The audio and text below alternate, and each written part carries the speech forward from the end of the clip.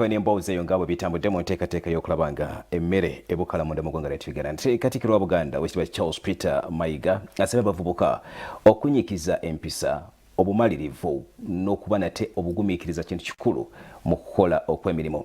Bino bituuseeko nga nsinkanya abavubuka wali e Bulange Mengo mu bo mubaddemu ne Emmanuel Okwe ono nga captain wa Uganda Cranes ono asiimye Buganda naddala mu ttiimu ez'amasaza nga gamba zakola kyamaanyi okumufuula kikyali.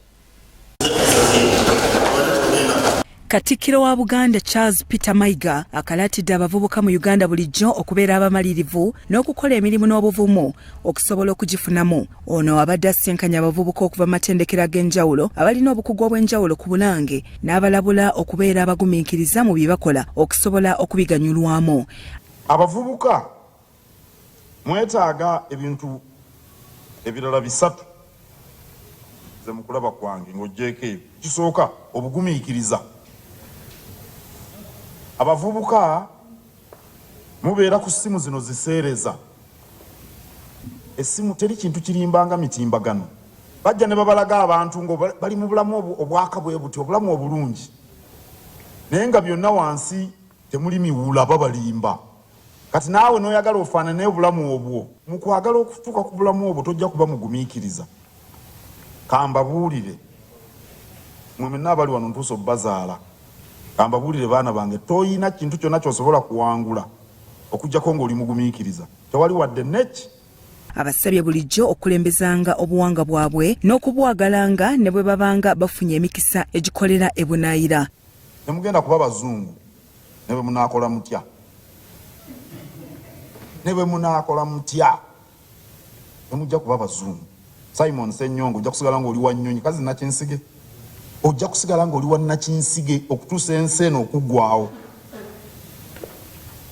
N'olwekyo Oluganda luyige, Olunyolo luyige. Manya ebikwata ku bukama bwe Bunyolo kubanga bakuzaala eri Bunyolo. Ati mu abavubuka mugenda ne mugamba manyi byensi biriwo bye mumanyi bw'ogenda e Bulaaya tebakulabawo. Katikkiro era asinkanye kapiteeni wa ttiimu y'eggwanga ey'omupiira eya Uganda Cranes Emmanuel Okwi n'ayozaayoza bannabyamizannyo abakozi obulungi mu mpaka eza Commonwealth mu Birmingham n'akkaatiriza obukulu bw'empisa mu kuwanguza bannabyamizannyo. Ali mu ttiimu y'e Rwanda asambidde ensi ez'enjawulo abadde gwe bayita pulo ndoza pulo kyaganda wala pulo. Naye kakati yatukwatira bendera ku ttiimu y'eggwanga. Awo nno kiba kirungi ne bakutwala ng'ekyokulabirako. Musajja mufumbo era temumuwulira nga ali mu busolosolo. Bannabyamizannyo bekola obusolosolo ne batta emikisa gyabwe n'ebitone bye balina n'ebitavaayo. Awo nno sebo tukwebaza.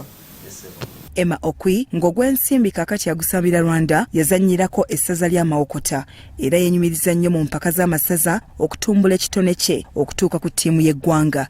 N'okubanga oyogedde ekintu ekirala nti natandikira mipiira gy'amasaza kintu kituufu nnyo era nkyenyumirizaamu nnyo okubanga nange mbadde paati ya Buganda era nga ne Buganda ebadde paati ya development yange mpaka wano wentuuse era neebaza nnyo Buganda.